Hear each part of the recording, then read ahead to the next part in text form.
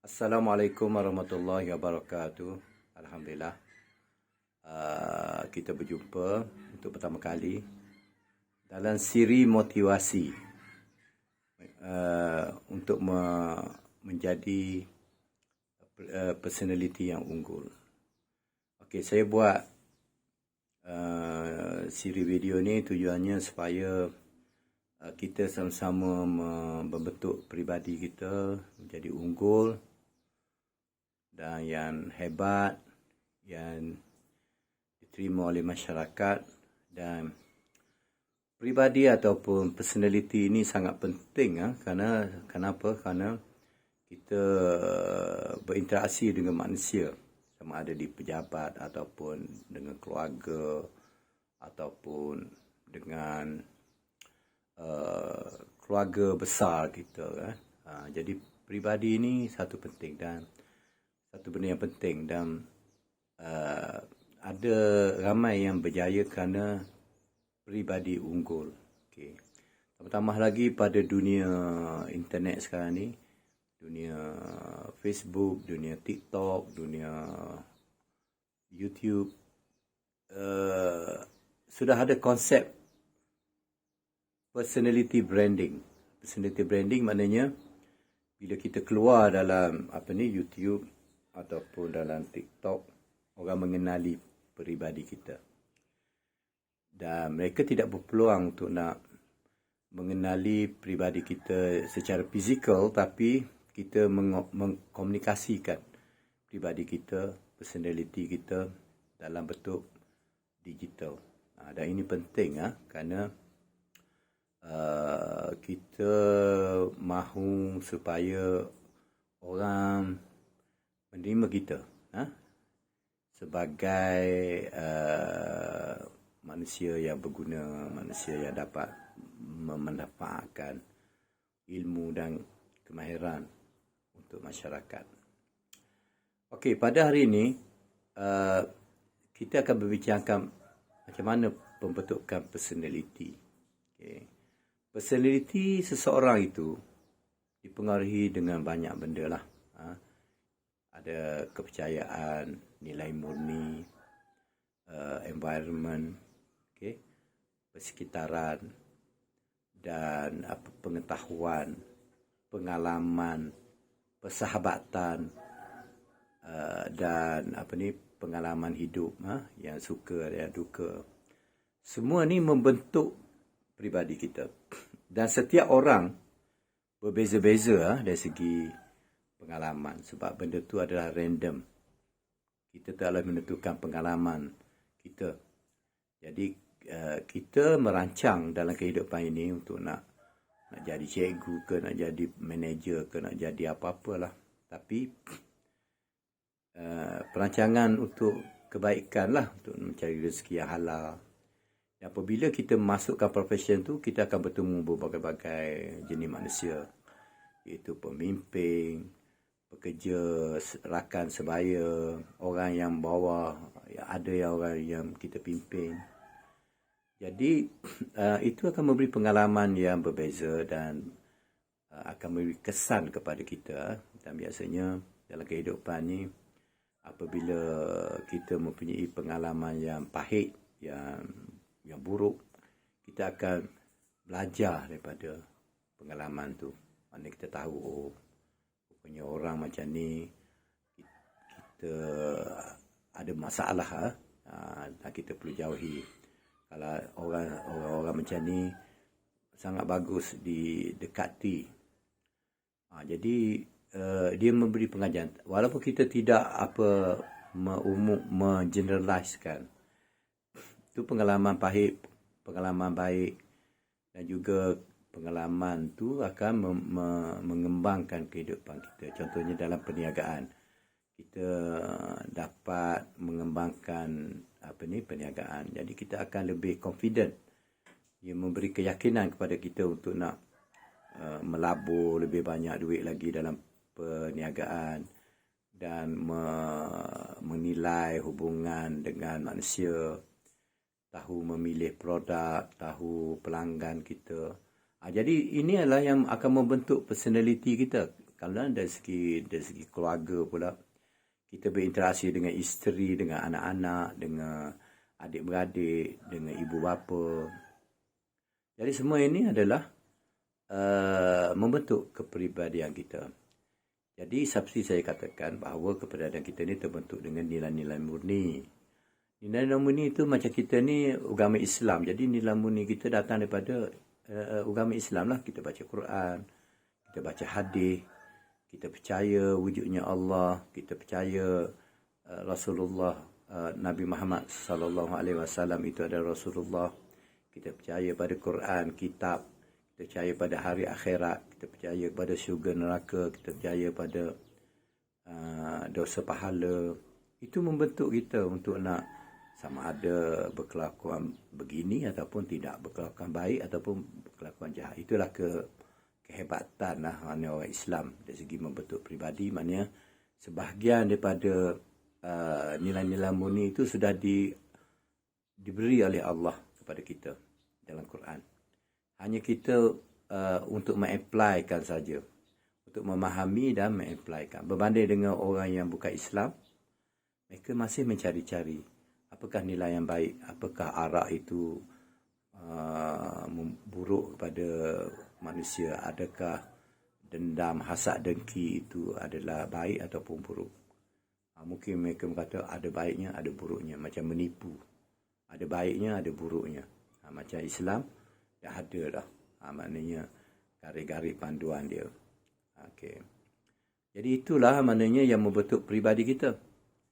Jadi kalau misalnya katalah kepercayaan kita tu betul, maka betul lah. Kalau kepercayaan kita tak betul, maka tak betul lah kepribadian kita. Dan ada juga yang nilai-nilai murni yang kita ambil daripada manusia sejagat. Dalam Islam pun dibenarkan mengambil perkara-perkara yang baik yang tidak bercanggah dengan syariah. Jadi macam perkara macam punctual, tepat masa. Itu penting. Bagi orang barat, sesiapa yang tidak tepat masa dalam appointment, itu dianggap sebagai mereka yang tidak berdisiplin. Kalau di Malaysia ni kurang lagi lah. Jadi itu adalah kadang-kadang kita boleh belajar daripada nilai-nilai kerja orang Jepun ataupun kerajinan mereka. Maknanya bagi orang Islam, walaupun kita ada nilai-nilai murni, tapi kadang-kadang kita ada kelemahan. Dan yang kelemahan tu kita boleh ambil daripada orang bukan Islam sekalipun. Dan kadang-kadang kita lihat negara tu maju kan apa? Nilai murni yang diterima awam.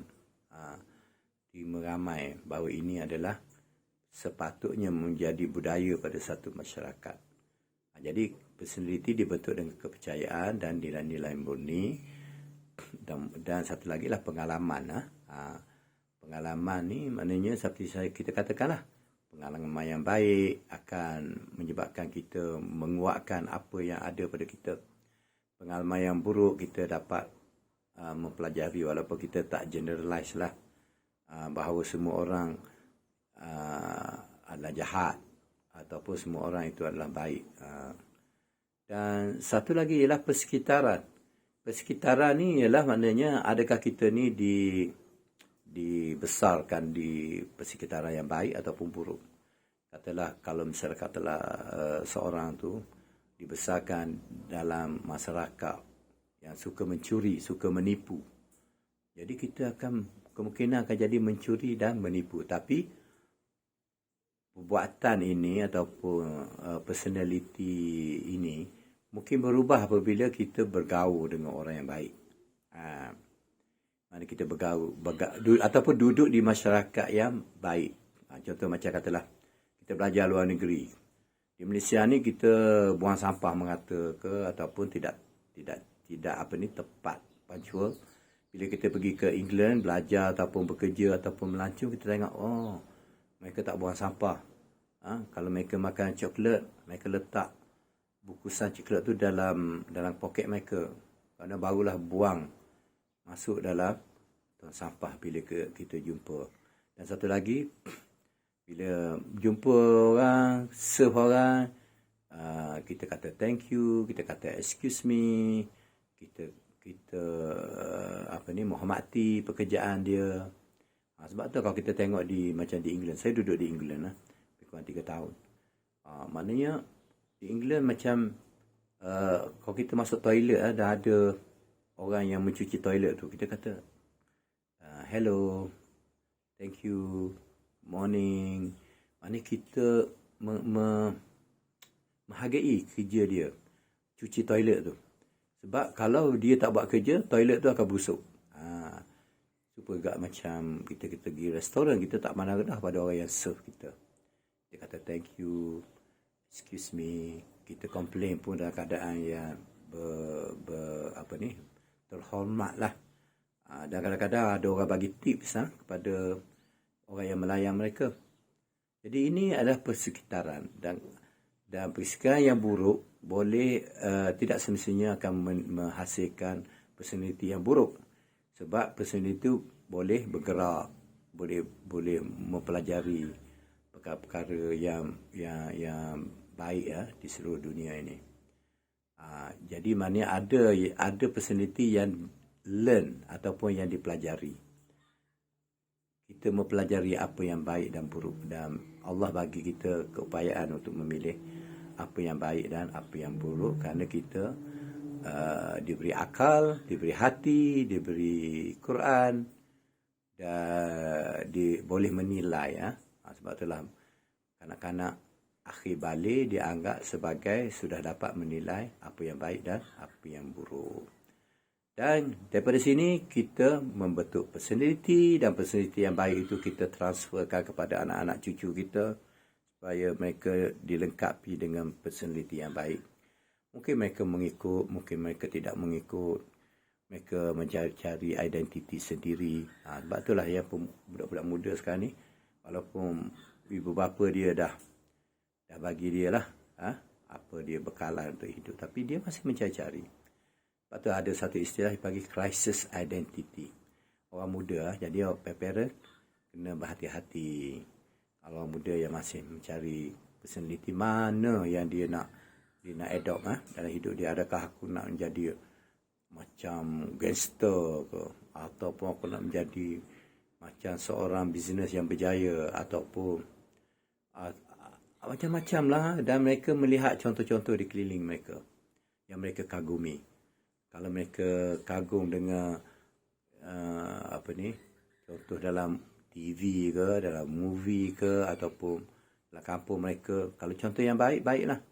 Kalau contoh yang tak baik, maka berisikolah dia mempunyai personality yang baik, walaupun pada akhirnya mungkin dia akan menjadi berisiko untuk mempunyai personality yang tak baik, walaupun akhirnya dia akan menjadi baik. Kita harap macam itulah.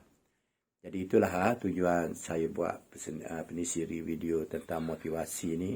Sebab saya tahu bahawa, saya rasa bahawa membina insan, maknanya itu sangat penting. Modal insan. Maknanya kalau kita dapat membina sifat-sifat insan yang baik, kemungkinan orang Melayu akan berjaya dalam kehidupan dia, dalam masyarakat dia. Ataupun sesiapa saja, orang Melayu ke, orang Cina, orang India, akan berjaya dalam hidup mereka. Kalau kita mempunyai motivasi, personality yang baik. Assalamualaikum warahmatullahi wabarakatuh.